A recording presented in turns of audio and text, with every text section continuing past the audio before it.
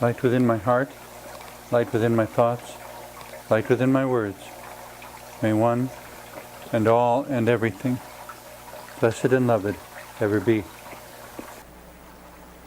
Welcome. I'm Sister Who. I have always been an anomalous person, not that I've tried to be.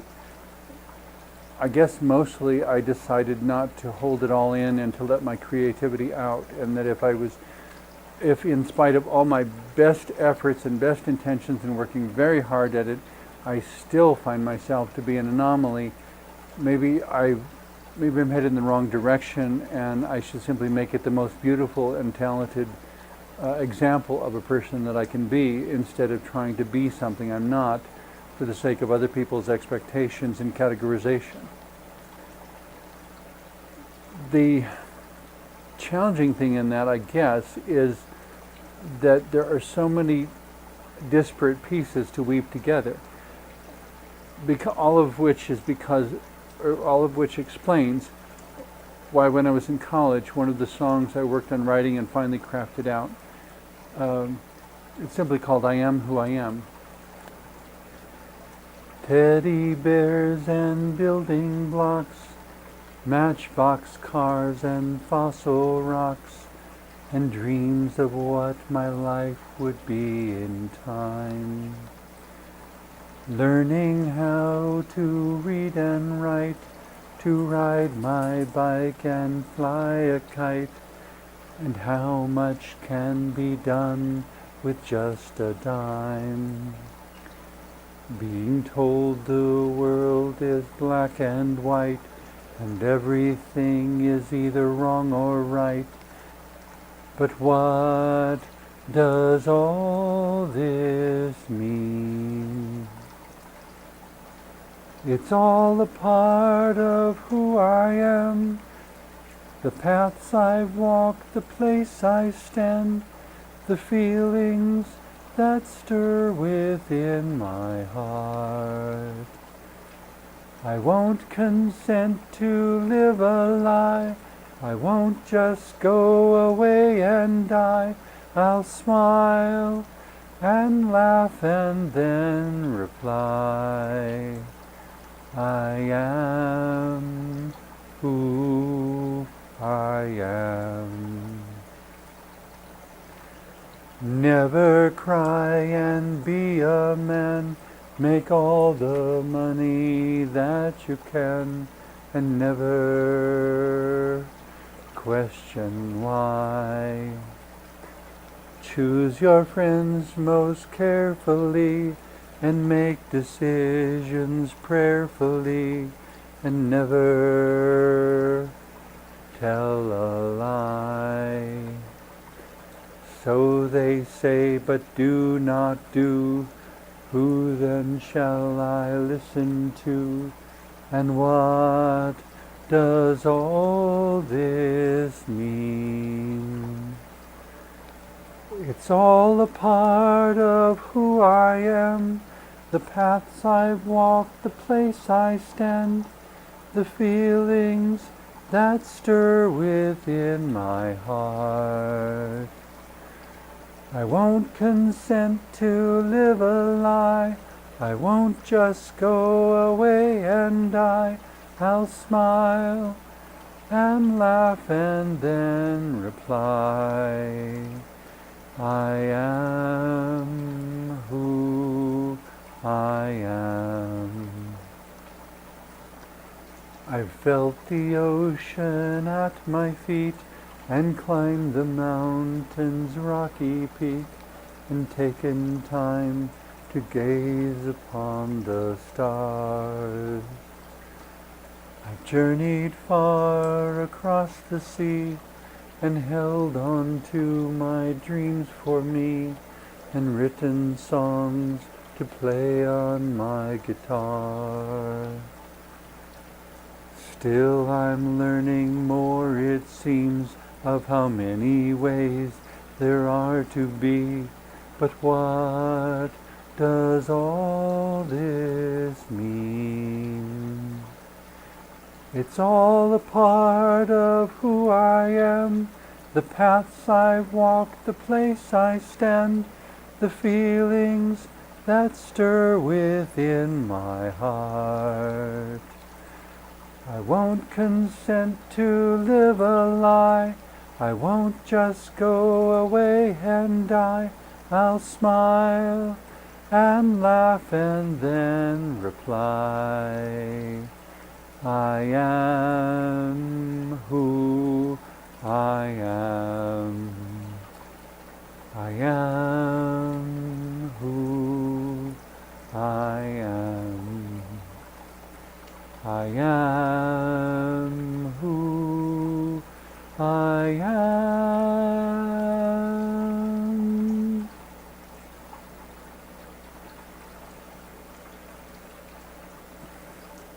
I don't remember who told me first. Somewhere along the way when I was a child, I developed the understanding that everything I would ever do, there was a sense in which I would be signing my name to it by the fact that I did it. And I didn't appreciate the name I was born with because it gave me the initials FU, but the understanding of having a name that is my name and eventually changing my name and having a name that I am proud to call my own, and that I'm very careful about what I sign my name to. And in trying to problem solve and deal with all the challenges of life that followed by being this combination of so many diverse things and this receptacle of all this bad advice that didn't really work for me. And of course, somewhere along the way, with living in this age of economic obsession, people would say, well, the answer to everything is simply to get a good job. Just get a job. As if you could just go pick one out of a basket someplace. And I kept finding that as I applied for different jobs, everyone was impressed with my intelligence and my work ethic and how reliable I was and how honest I was, and yet somehow I didn't quite fit in to the very peculiar combination of personalities in their company or office space or whatever it was. And so while they liked me, they didn't want to pay me. They didn't want me to work with them. A few times they gave me a job they thought was very difficult, and I finished it so far ahead of schedule that they had nothing more for me to do. And I would have thought that that would make me sufficiently valuable to want to keep me around, but they didn't. And as I went through this whole system, I mean, the United States of America is very much under a capitalistic business system right now, but there are very few people looking at the shortcomings of that system, that no matter how you do it, you are still going to wind up with certain problems. You know, among them is that it's not just a question of what you envision and what you believe in, talking yourself into a particular position, because you may find yourself getting into a good paying position that has nothing to do with who you are. And consequently, you may make a lot of money, but you will be fundamentally unhappy, which is why there are still very, very wealthy people who still commit suicide, because there is an emptiness inside that should be filled with the beauty and the substance of themselves, and instead it is filled with the emptiness of reaching and grasping for the approval of related to other people's expectations. The business world comes to a community and says, these are the jobs we have to offer. And ideally, the community should respond, these are the types of individuals we have available. Value our individuals. Pay attention to what they need, rather than expecting us to accommodate everything you need and adapt our whole way of life to your systems and your hierarchies and so forth. In an agrarian community, for example, if there were an agrarian community in which you had 100% farmers, and farmers worked hard and everybody was more or less equal, dealing with the same sorts of challenges, is there enough rain? Did the crops come up? Are there too many locusts this year? Whatever. And there was a sort of equality in it because people were measured by the ways they supported their community, even if it was If they couldn't go out in the field, they could watch the children while other people did the work in the field. With the introduction of the industrial age and business and the corporate model, if you will, there is now a hierarchy of the bottom level workers who assemble things on the line or who load and unload trucks. There are supervisors, and then there are managers way at the top. And so there's suddenly a hierarchy, and somebody that you worked side by side with last week may suddenly now be your boss, giving orders, and yet you know that when it comes to the particular product you're making, you may be more knowledgeable about the product than the supervisor is. There seem to be a lot of situations of that where the hierarchy is not actually paying attention to where the knowledge is and where the ability is. And people are mismatched for their jobs, but it becomes a pursuit of a paycheck instead of a pursuit of a life. And then whereas on a farm there was lots of responsibility and you were responsible for doing the work, and if you didn't, everyone could see the work hadn't been done. In a business model, because it's the company finally selling the product up here, it's very difficult to say if the product comes out badly or if it doesn't have the quality it's supposed to, who dropped the ball, who didn't do their job correctly, who was it that may have shown up and may have gotten their paycheck, but they didn't actually do the work that they said they did or that they promised to do. And when you try to address that with the company, one of the most common things in the corporate model is buck passing. That no matter what it is, whatever the problem is, well, it's not my fault, it's someone over there. And you go to the next person, well, it's not my fault, it's someone over there. And by the time you go through the whole chain, you may be right back where you started and find out that it really isn't anyone's fault, but worse yet, that no one is willing to fix the problem. No one is willing to stand behind what they sold you. And so it has become an opportunity for economic victimization instead of being conscientious about what they sign their names to. The only name that signs its name to the product is the company's name. It's as if the names of the people don't matter anymore. And it becomes ultimately a dehumanizing sort of system. If someone wanted to humanize a business, I suppose, they would still have additional challenges, which is where I come back to saying we need a new system. We just need a new system. Because the industrial, corporate, technological, capitalistic system we have is not serving anyone well. It's shoveling all the money toward the top for people who really don't know how to do the jobs from which they're profiting. If all of the bottom level workers disappeared and only the managers were left, they would not have the knowledge or the experience or the expertise to keep their own company going. The other fundamental problem with capitalism is that it always expects to get more out than it put in. There's always a markup. So we pay the workers this much, well, that's one of our expenses. And then we pay managers this much, well, that's an expense. And then once we figure out all of the actual cost of producing something, then we have to still do a markup on top of that because we have to have a profit to show the shareholders. And then it goes out to the customer. Well, the customer happens to be the one who works in the factory, but it has now been marked up that many times before it came back around to them. And so you have a diminishing circle where the people who make the goods can't afford to buy them because no one is paying attention to the fact that economics is ultimately a closed circle. We don't trade with other planets. There's a point at which there's no one left to victimize, no one else's goods to take, and we have to come up with a balanced system that is a closed circle where any person at any point around the circle has the ability to survive because they are all valued equally. That it's not a question of managers being more important than workers or workers being more important than managers, but of saying and living as if we believe it, that everyone matters.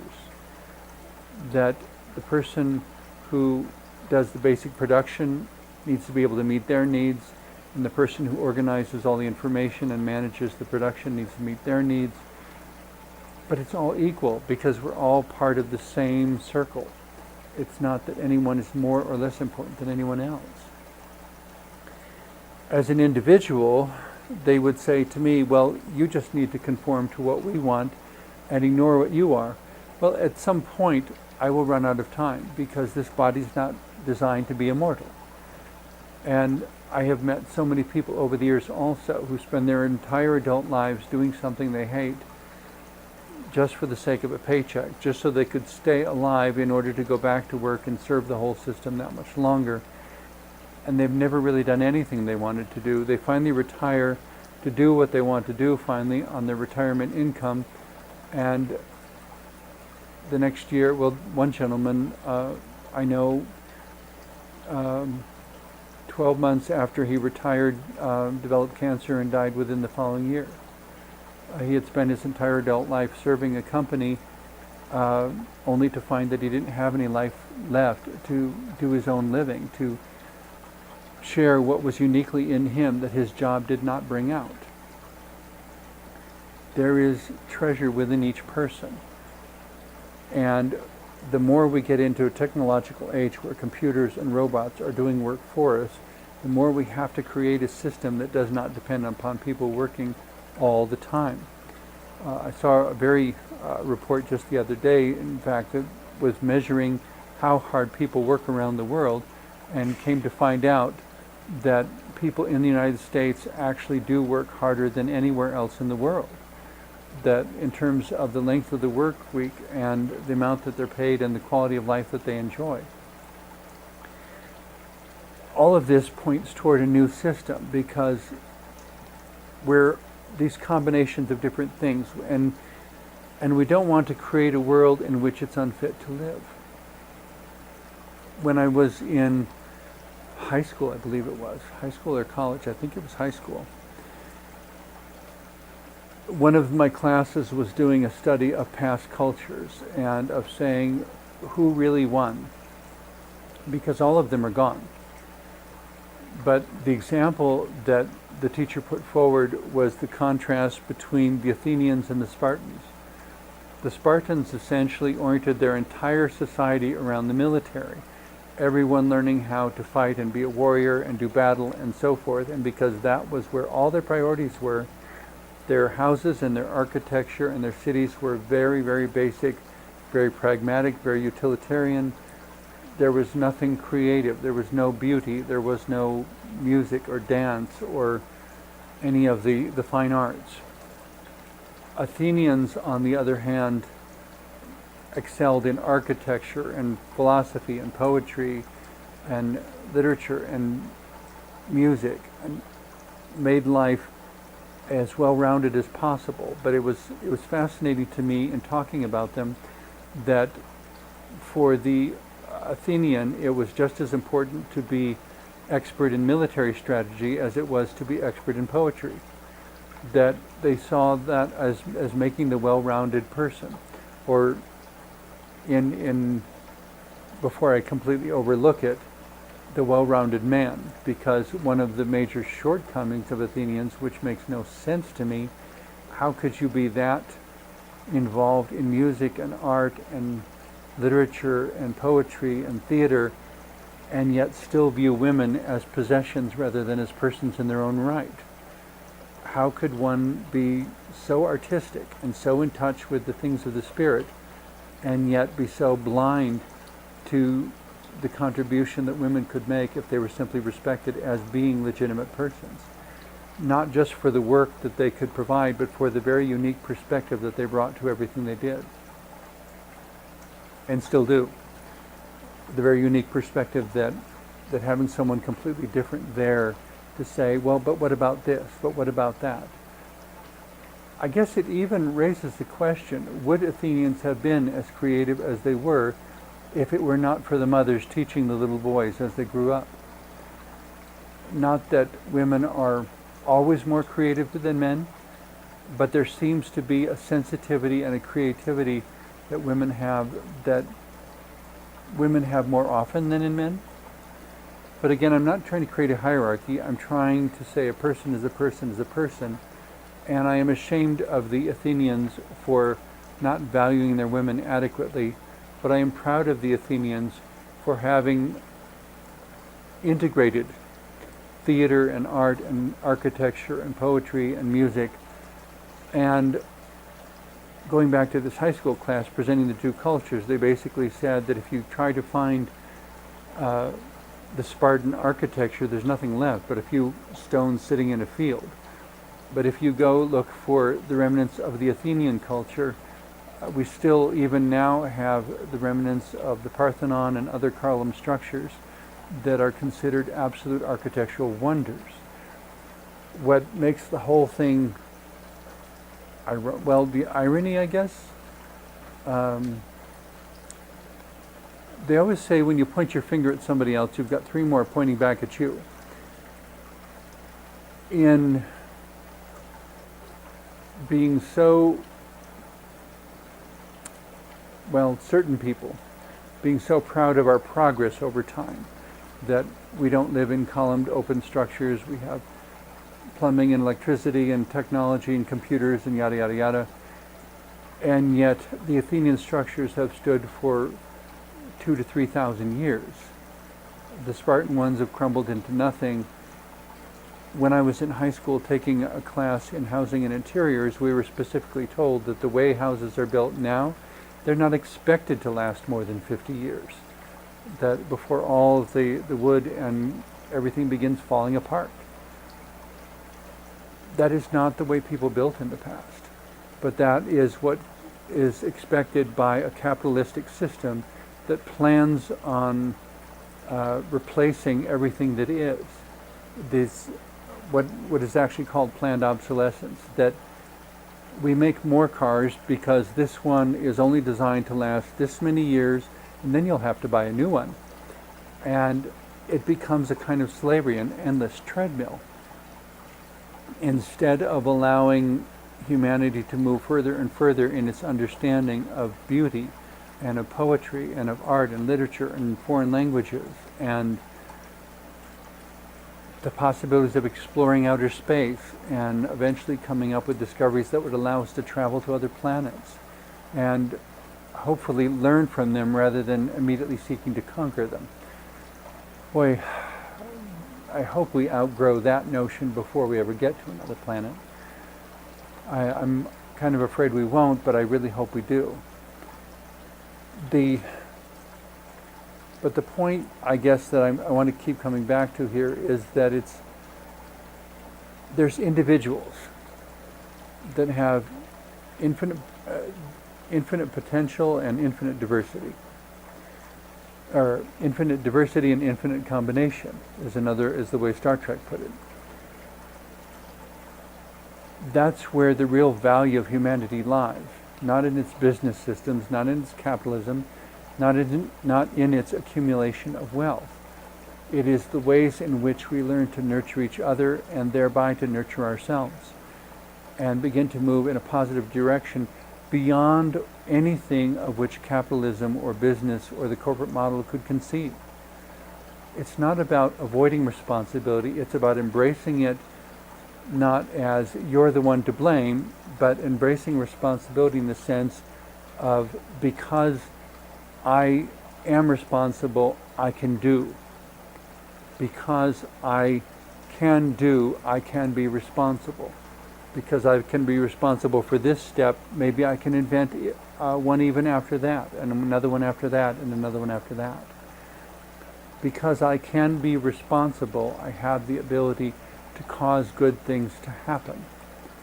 Because the buck stops here, so to speak, and I can answer your question, and I can be responsible, and I can stand behind my work, and the fact that I sign my name to it means that I'm not going to pretend that I didn't do it. I'm going to make sure that you have a good experience with it, and if you don't, I'm going to give you your money back. And I'm going to help you find what you need, even if I'm not the one who can provide it. Because that's what it means to be human. The economic systems are created to serve humanity, not vice versa. And if it has gotten reversed, we have allowed an insidious kind of slavery to develop that needs to be battled with at least as much passion and determination as the battle of the Civil War within the United States. Understanding that it was fundamentally not a battle for or against slavery, but a battle for a way of life, that is the kind of battle we need to be fighting. That this is a battle, and it won't be fought with bullets and guns and bombs. It'll be fought with words, and it'll be fought with presence. It'll be fought with standing together and saying, everyone matters. Everyone matters, and it's time to live like that really were true. It is a battle. It's just not a particularly bloody or violent battle. But in terms of the interior landscape, the psychology and the emotions, the anguish, the depression, the struggle, the pain, the anxiety, and also the celebration and joy of when things go really wonderfully, wonderfully right. To be able to say, I am who I am, and know that that's a good thing. Thank you very much for watching.